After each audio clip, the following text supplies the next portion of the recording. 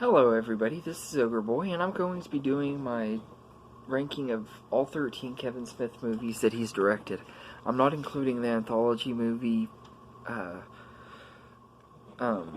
Holidays, just because he didn't direct all of it, and because of the fact that I haven't seen this one.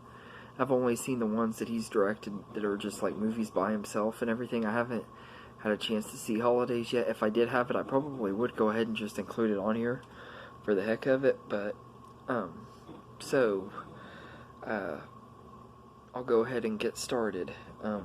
Starting out at number 13 is Cop Out. This movie stars Bruce Willis and Tracy Morgan, and this is just such a really terrible movie.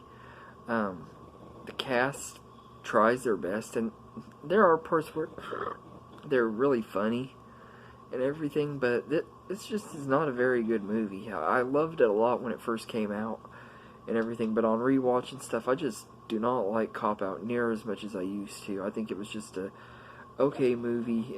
It doesn't feel like a Kevin Smith movie because he didn't direct it. He didn't write it. He directed it, but he didn't write it and everything, so it didn't feel like his movie or something that he would do, and it could have been so much better than it was. Sean William Scott, of course, he stole every scene he was in, just like he pretty much does in the American Pie movies and stuff. Sean William Scott was great in this movie, but everybody else just was. It was just an okay movie, not one of my most favorites. So it's number 13, and number 12 is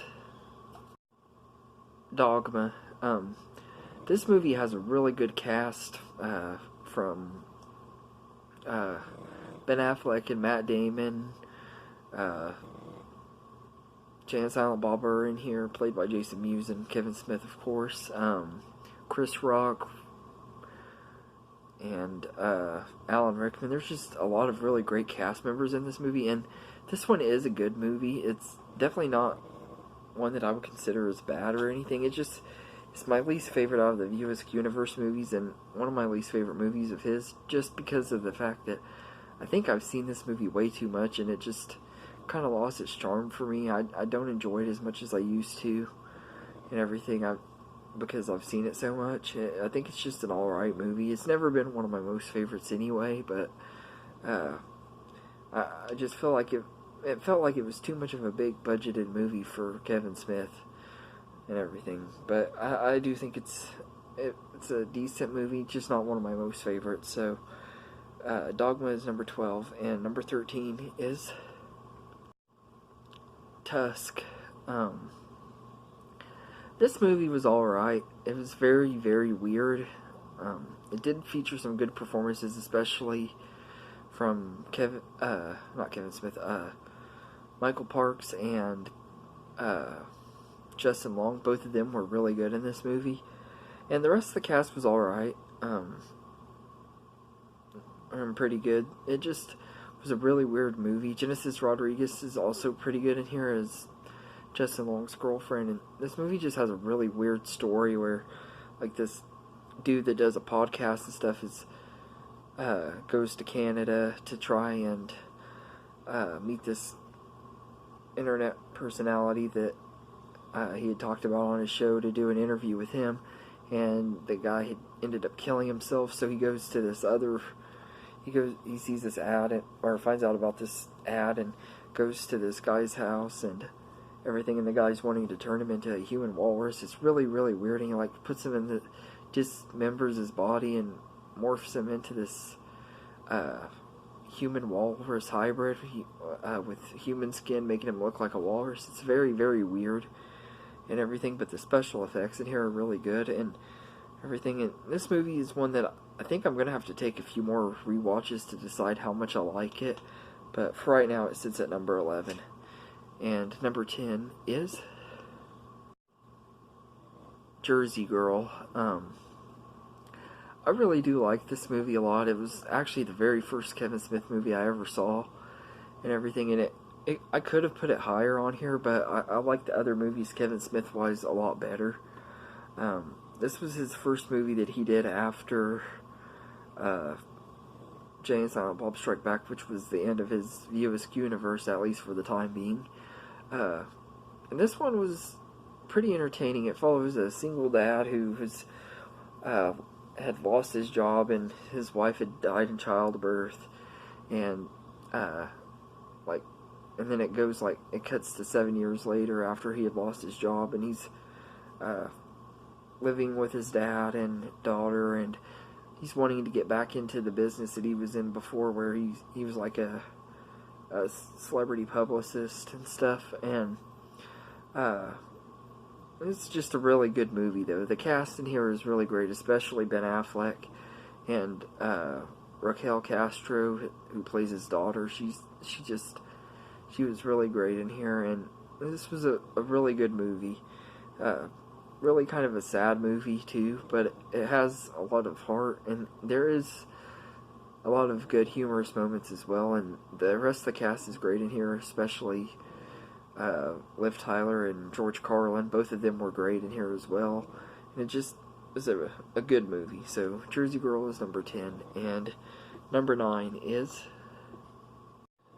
Jay and Silent Bob Strike Back. I really like the first Jay and Silent Bob movie.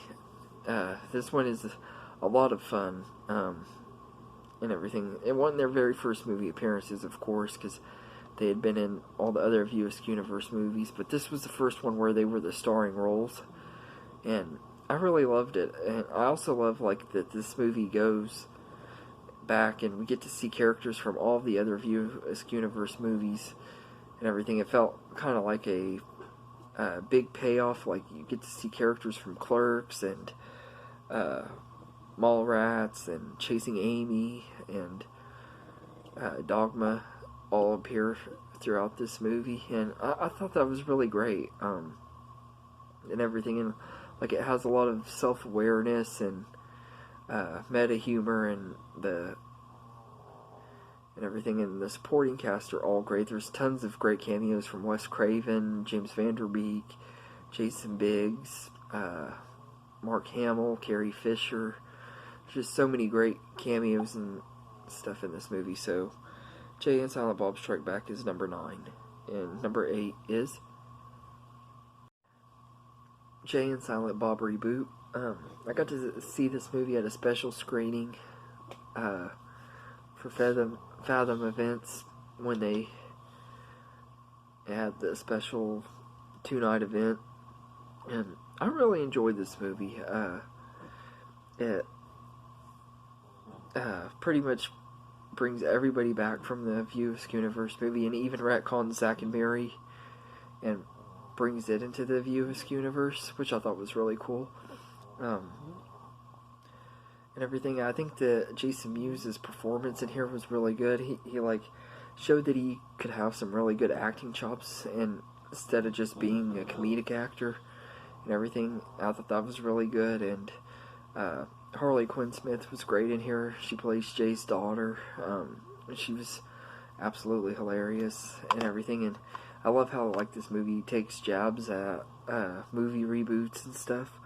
And there's all kinds of other meta humor in here for Kevin Smith fans. This movie was made for his fans more than anybody, and I absolutely love that they there's one scene where we're talking about something, and then they look at the screen as if they were making references to the audience, and it was a blast and everything. It was a really good movie. I can't wait to get it and see it again.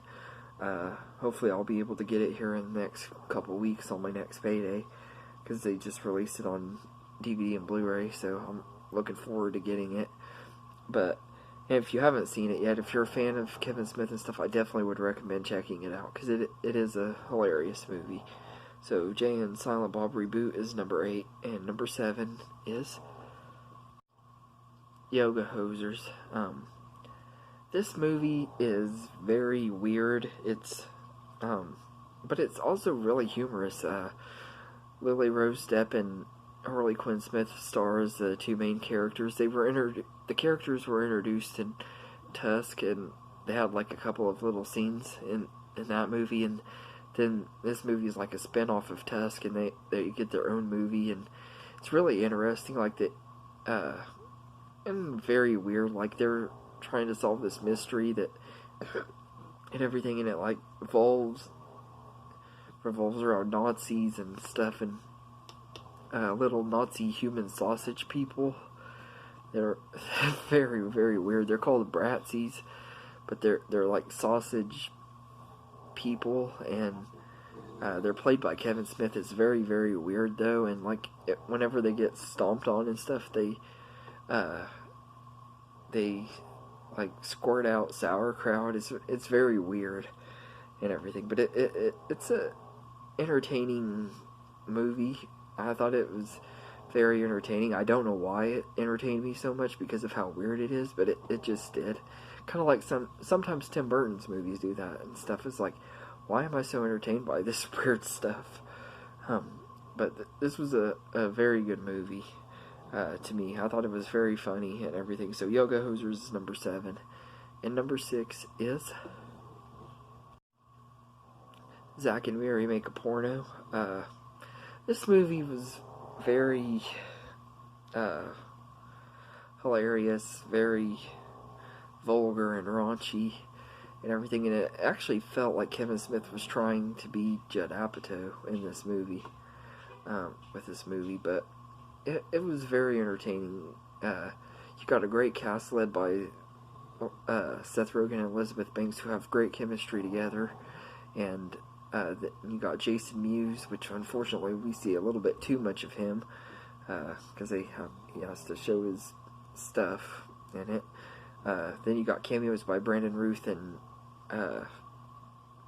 Justin Long, and then Craig Robinson's in here, and it just has a really, really good cast. It's very funny and everything. I really enjoyed this movie. So Zack and Miri Make a Porno is number 6, and number 5 is Red State.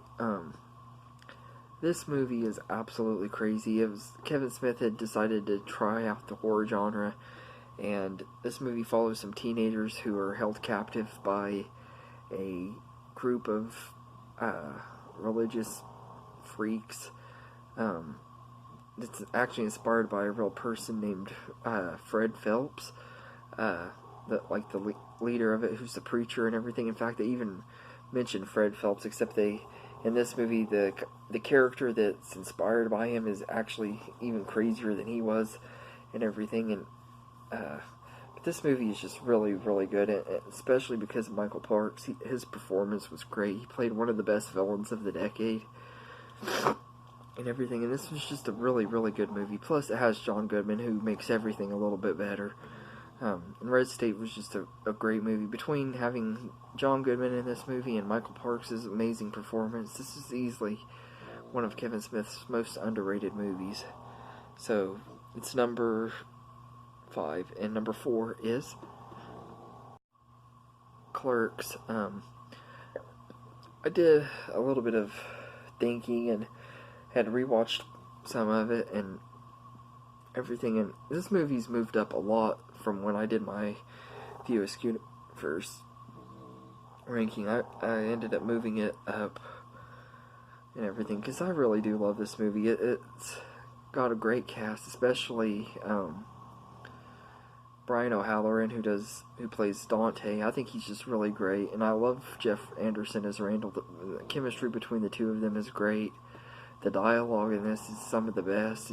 I absolutely love the dialogue, and I love how this movie actually feels like a actual movie. I mean, like actual real life. It doesn't feel like it doesn't feel like your typical movie and everything is what I mean. And like the dialogue is so realistic and everything, and it just was a lot of fun. So Clerks is number 4, and number 3 is Mallrats. I really love this movie too. Once again, the humor in here and the dialogue and stuff just makes it have this realistic feel to it, but also just is a really entertaining movie. And the cast in here is great. All of them are really good in here. Yeah, I love like Silent Bob's little subplot where he's trying to use the Force and everything. It just, I don't know why it cracks me up so much, but it does. I just love that about it, and it just is a really entertaining movie. And Stan Lee's cameo, one of the best cameos Stan Lee ever had. Just absolutely great, and this was just such a really, really good movie. So Clerks is number 3, and number 2 is Chasing Amy, which stars Ben Affleck and Joey Lauren Adams and Jason Lee. And this movie was a lot of fun. I love like the way this movie was and everything. It just kind of a weird movie, but it was a very entertaining movie. Another cool take on a romantic comedy and everything. It's just a really good movie. Easily one of Kevin Smith's best. I was highly anticipating this movie because of things my friend had told me about it, and I had heard a lot about this movie and everything, and it really didn't disappoint me. It was one of those rare times where a lot of hype over a movie made that and stuff didn't actually disappoint me. So, Chasing Amy is number 2, and number 1 is Clerks 2. I just absolutely love this movie. It's hilarious from start to finish. Brian O'Halloran and Jeff Anderson are both really great in this movie. Rosario Dawson is a really great welcome addition to the cast and everything, and the chemistry between her and Brian O'Halloran is really, really good. Jay and Silent Bob are great in here. They're not in this a lot. They don't have as much to do in this movie as they did some of the other ones, but I still like that they're like in the back. They're still like supporting characters, and I love that and everything. And this had a really good ending and everything. And it had, like the first one, it has some really, really great dialogue, especially the whole scene where they're debating over which one's better between Lord of the Rings and Star Wars. I just absolutely love that scene, and the part where Randall says that there's only one return and it's of the Jedi, not the King. I thought that was absolutely awesome and stuff. It just one of my favorite movie quotes of all time, and this is just a really, really fun movie and everything. So Clerks 2 is number 1 and everything. So that's my ranking of all 13 Kevin Smith movies. Let me know in the comments what your favorite Kevin Smith movie is. You can tell me your ranking of all 13 of his movies if you want to.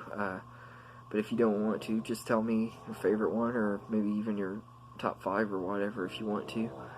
And I hope you enjoyed this video, and have a good day, everybody. This is the song that doesn't end.